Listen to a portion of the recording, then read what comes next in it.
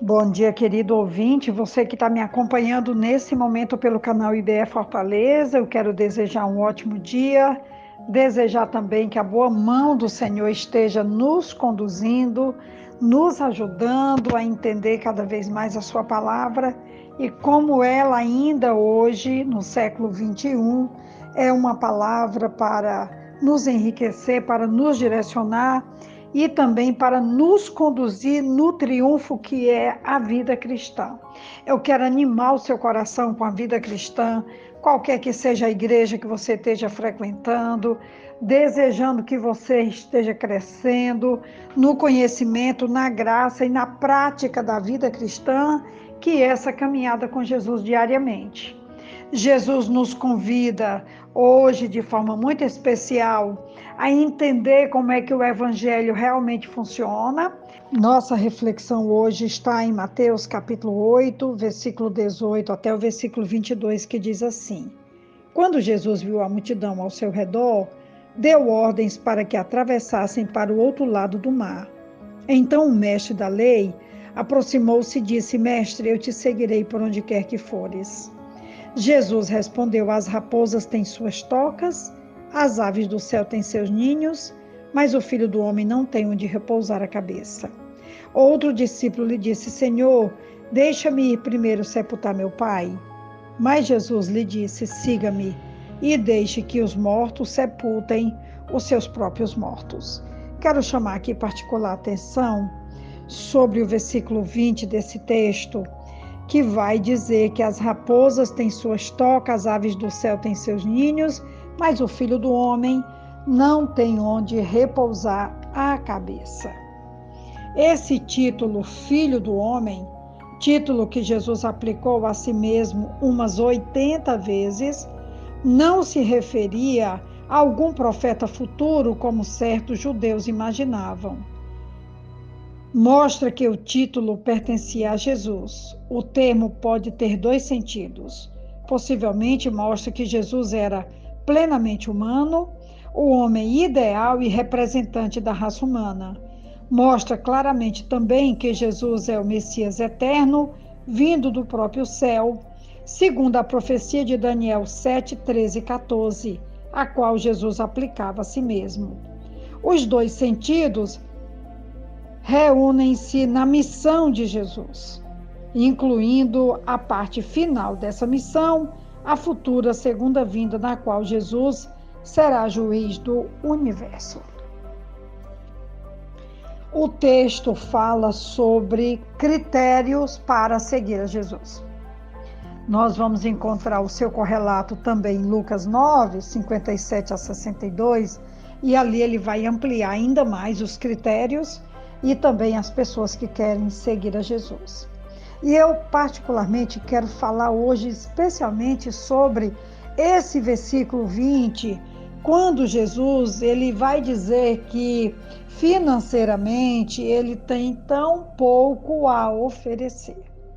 Enquanto eu estava preparando essa mensagem, eu estava então me lembrando do que diz as bem-aventuranças, quando Jesus começou a proferir, aqui no capítulo 5 desse próprio livro de Mateus, quando ele vai falar: bem-aventurados os pobres em espírito, porque deles é o reino dos céus.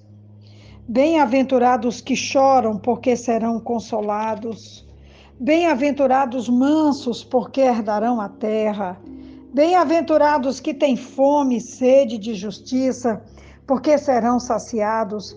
Bem-aventurados misericordiosos, porque alcançarão misericórdia.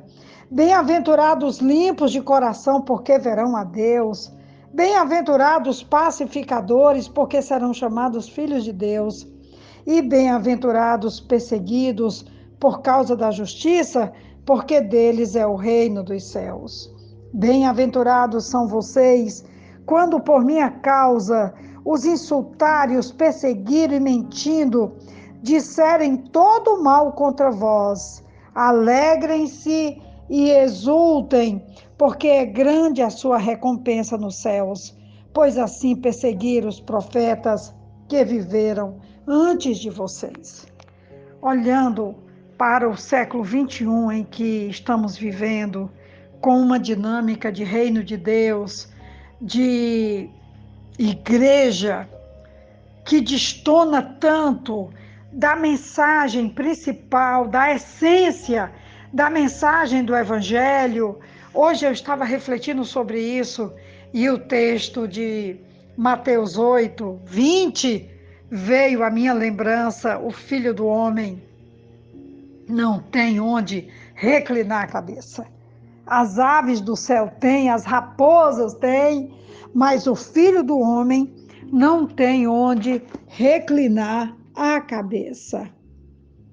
Jesus aqui nesse texto também, ele confronta dois aspirantes a discípulo com o que de fato significava segui-lo. Os mestres da lei tinham a honrosa vocação de preservar, ensinar e interpretar as Escrituras para o bem da sociedade. Considerava-se necessário passar por eles para chegar a Deus. Seguir Jesus não é fácil, envolve mais que conhecimento intelectual. Seguir Jesus implica estar disposto a renunciar aos prazeres normais da vida.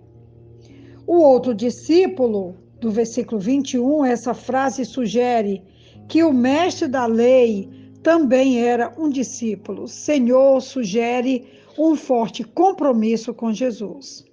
Quando ele disse que queria sepultar o seu pai, esse era um dos deveres religiosos mais importantes do judaísmo, mas Jesus exige compromisso total com ele. Deixe que os mortos sepultem seus próprios mortos.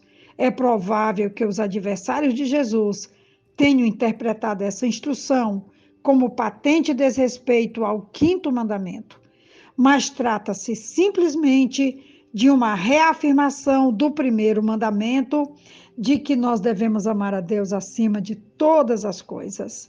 A afirmação foi validada pela autoridade messiânica de Jesus e pelo impacto do reino sobre a vida humana, incluindo laços familiares e outros compromissos. Eu queria então já aqui caminhar para a conclusão do áudio dessa manhã, perguntando para você, onde quer que você esteja me ouvindo, nesse momento, que nível de discipulado realmente nós hoje, no século XXI, estamos desenvolvendo como igreja, mas você, onde quer que você esteja, quais são seus princípios? De que maneira você ama Jesus, segue a Jesus, caminha com Jesus e prioriza, como diz Mateus 6,33, que nós devemos buscar o reino de Deus e a sua justiça em primeiro lugar, porque as outras coisas nos serão acrescentadas. É sobre isso que Jesus está aqui falando para os seus pretensos discípulos, colocando normas, critérios altos para quem deseja realmente caminhar com ele.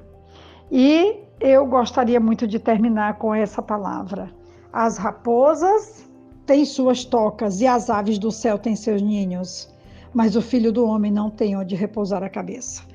Nós precisamos decidir e definir se vale a pena caminhar com esse Jesus. Eu diria que vale. Faz 41 anos que eu caminho com esse Jesus e eu estou completamente apaixonada, querendo me aprofundar cada vez mais a seguir o Jesus de Nazaré. Que ele nos inspire hoje.